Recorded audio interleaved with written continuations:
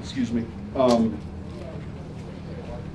just a couple things. We're kind of halfway through the rookie camp, and I think teams around the league treat this weekend or last weekend. It's treated differently, and I'm kind of familiar with really trying to create minicamp feel. So, you know, we have our 5 draft picks. I believe we're around 17 signed free agents. 22 or so tryout rookies, and then we're allowed 5 veteran tryouts. That kind of makes up the numbers. And you know, historically, and we talk about this all the time as coaches, you know, for me, my biggest fear is that somebody that's out here for 3 days ends up somewhere else playing well. And so really trying to look at everyone, not just the draft picks, but the guys that are here for 3 days. And the challenge sometimes, because, you know, we're not in pads, if any one of us, you know, we're just here for 3 days, we're going to go pretty hard and try to make an impression. But, you know, the first meeting we're showing them, Adam Thielen was not a signed undrafted free agent. He was a 3-day tryout player. Kyrie Robinson, there's just been a number, our leagues had a number of those players. Chris Banjo, who had a long career as a special teams player for me, and most recently in Arizona. You know, he went a year without an opportunity, and then got a tryout. And so, really trying to look at every one of these guys, evaluate them properly, with an open mind, and knowing that history would tell us that, you know, there's players that get overlooked, and it's not a science. So. I would say this, yesterday we were inside. The challenge always with these practices are tempo, and then educating them on staying up and, you know, working together without pads.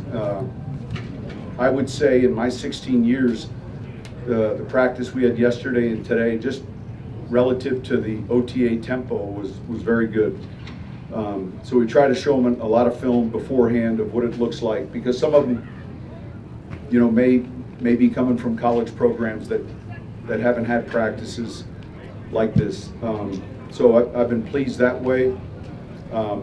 Obviously, a lot of teaching going on, and then the PM, you know, we're kind of really in a walkthrough mode. It's kind of a meeting that's outside, you know, where we work on offense or defense, and then the kicking game. So with that, any questions? What's the smartest thing that one of these guys could do out here for the couple days? Smartest thing? The smartest thing? Well, we put up a slide. Good question. How you're being evaluated, you know, and so it's important. I'd want to know that. And, you know, the first thing is, does the player know what to do? So now that's incumbent upon us as coaches. If a player is confused or doesn't know what to do, it's hard to evaluate then that play. So the balance of the right amount of installation and then the player knowing what to do. So I would say knowing what to do, and then, you know, how well is he doing it? So I think there's a little urgency for everyone to study the installation, look at it in the evening,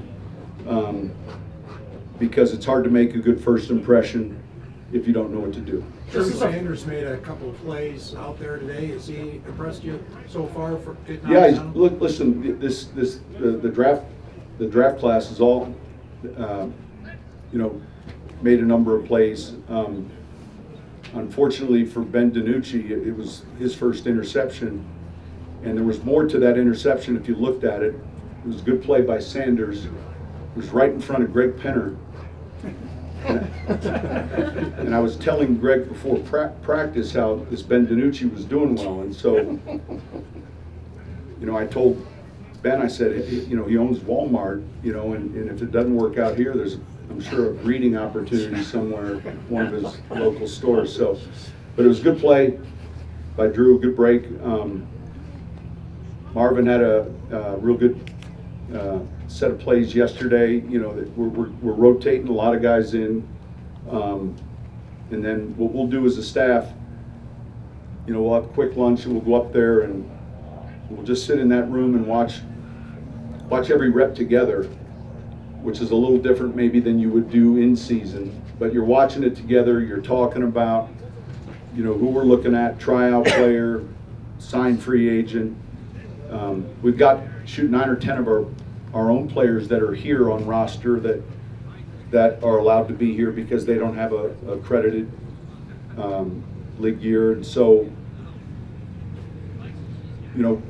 really watching each rep and trying to get a handle on how the guys are doing. Yes, Some of the the first guys time on staff you've coached with, obviously, and then others of them you're working with for the first time. So how much of being out on the grass and doing 3 days like this is about figuring the staff out? Listen, it's so with our team currently we're in phase 2, and that's simply we're still lifting, running, doing a lot of that.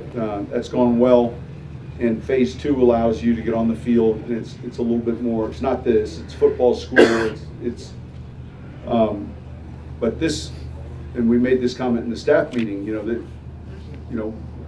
we're getting our logistics as coaches where we're at with the stations, where I expect drills to be, where I expect players to be, where I expect what it's supposed to look like.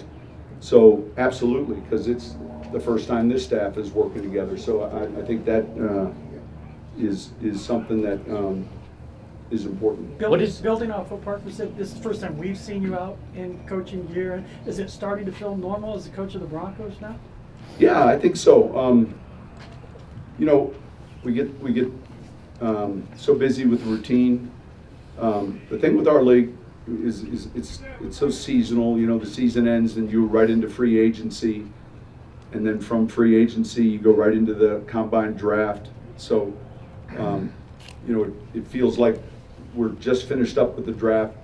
Obviously, there was a lot of meetings, a lot of film. And so you get into different portions of the season, and now we're into kind of spring training if it was baseball. So, but yeah, I mean, I have a house, I have a car, I know how to get home now, and you're getting into the routine, but there's always that checklist of things that it's eventually you have to leave at night because you're not going to be able to get to everything. But I think the staff's done a good job. The ops, all the people, that's another thing. Just for 16 years, I used to ask Bum to blow the horn, and now I'm asking Flip to blow the horn. So I'm sure a couple times I probably yelled Bum, but I mean, there's all those things. Everybody that's working to put this together. There are little things that come up that you tweak or correct, but the fields are in great shape. The facility setup's fantastic. Yeah, I mean, all of that, and I can only reference, again, I go back to that first exposure as a young coach in 2006 post-Katrina, where it was a much different situation going into a team, that had so much happen to them the year before. This is, it's different. But yeah, I think I'm getting settled in. Coach, what's Randy the Gregory coming along? Randy's doing well. Phase 2, he's been here. He's in good health. He's, we're not, again, in phase 2. We're doing a lot of the teaching, but yeah, he's doing well and looks good. You mentioned the 5 pro trial spots. What went into the process of bringing Ben in here and deciding on him? Yeah, great question. I probably don't have a fair answer because this is the press conference that I always know I'm going to get like a local question, and I'm not going to be able to reference the name. I mean, I've got everything here, my tip sheet, my highlights, and I would say this, just relative to to the 5 veteran players, generally speaking, they're younger players, and generally speaking, man, we've had a grade maybe on them when they were drafted. We've had a little bit more exposure. They've been in preseason games, and so our personnel, as you're rounding out the camp depth chart and you're going through it all, it's not just need, but it's like, hey, and I said this in the beginning, we're rooting for every one of these guys to do well. Like all the support staff, everything that goes into this, we're wanting to see these guys have a chance to make it. And so I would say, to answer your question, a past familiarity with the player, a college scout who had a good grade, exposure maybe to preseason. We try to talk all the time about a vision when we come up with players. Even when we draft players, what's the vision? What's the year 1 vision? What's the year 2 vision? How do we see this player? And the same takes place when we're talking about these guys that are trying to make it in 3 days. So a lot of stress. We understand that, but we kind of put the numbers in front of them, and we just talk about, fortunately, in my history in New Orleans, number of free agents on opening day rosters in 15 years, we were first. Number of undrafted free agents played the most amount of snaps in their first year, we were first. And so when you're on the phone after the draft and you're recruiting, having some type of data, but having 16 years of that to convince a player to come, because once they get here, and I mean this, once they get here, there's a tape on their helmet with their name, and now we just go by what we see, and how they got here at this point is of no importance to us. And oftentimes in our league, mistakes are made, maybe in a draft pick. In 2007, we drafted a running back out of Ohio State in the 4th round. And then we signed an undrafted running back, Pierre Thomas, after the draft. Now, usually when you draft a player at a certain position group, like we draft Riley Moss, it's hard for us to get on the phone and find corners because they know you drafted one. But we had drafted a running back in the 4th round. Pierre Thomas came, and clearly, middle of training camp, he was performing better. And so we cut the 4th round pick and kept Pierre, and 2 years later he's in the NFC Championship game, returning a kick in overtime to the 42-yard line, and then converting a 4th and 1, and then becoming a real important part of our team. You have to just go by what you see, and there's mistakes obviously that occur every year in the draft, but the key is not to compound them and then continue to try to force the player. Coach's schedule. Do you have enough guys at running back right now? Yeah, look, good question. I think we've got a few here we're looking at this camp. I feel real good about our group of veterans that are here in the building. When we signed Samardzija, this is a guy that gave us, flexibility. We know that he can play and be an every down back. Our current starters are doing extremely well. I would tell you that we expect him to be ready for the start of training camp, and that's good news. You're talking about Javonte? Javonte, yeah, his rehab's going well, and I don't want to speak for him or Bo or anyone else, but we get the daily reports.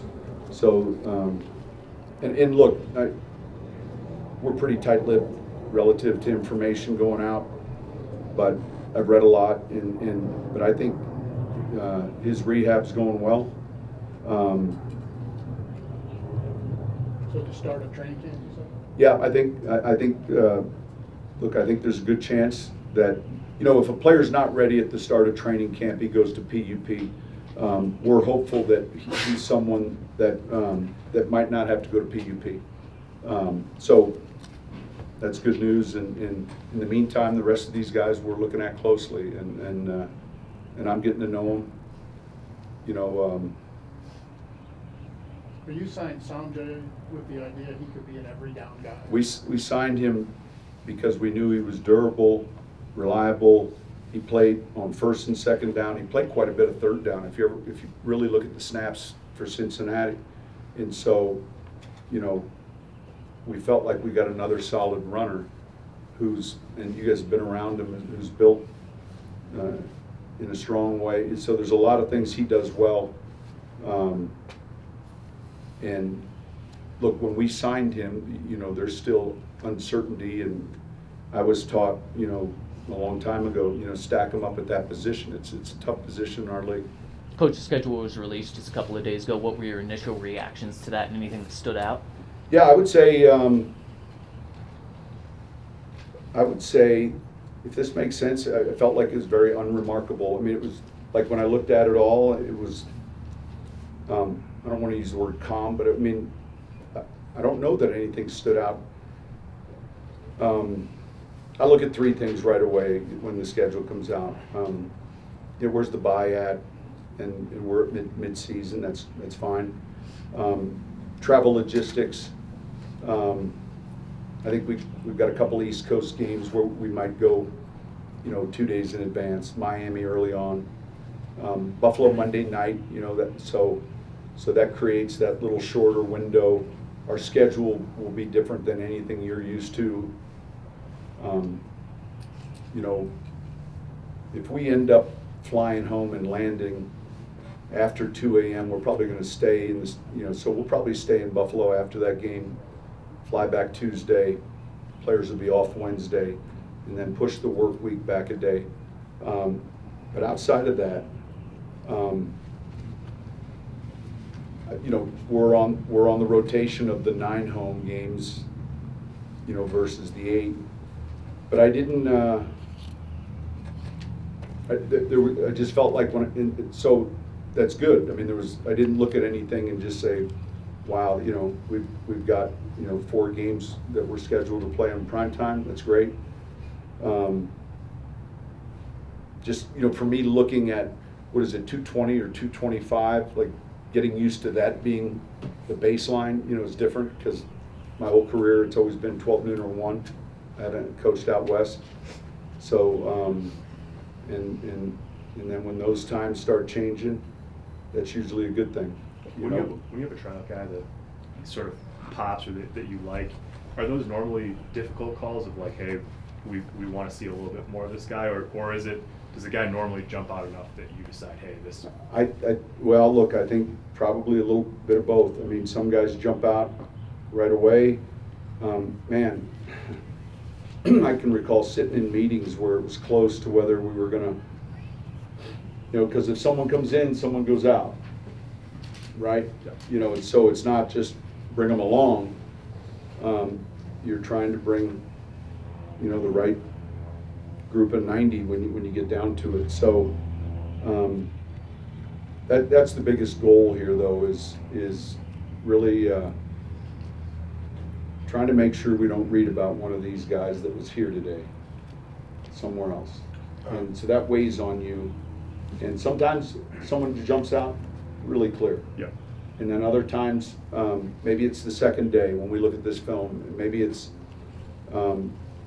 maybe nothing happens, and then a week from now something happens. But they all are making impressions, and that's important. Well,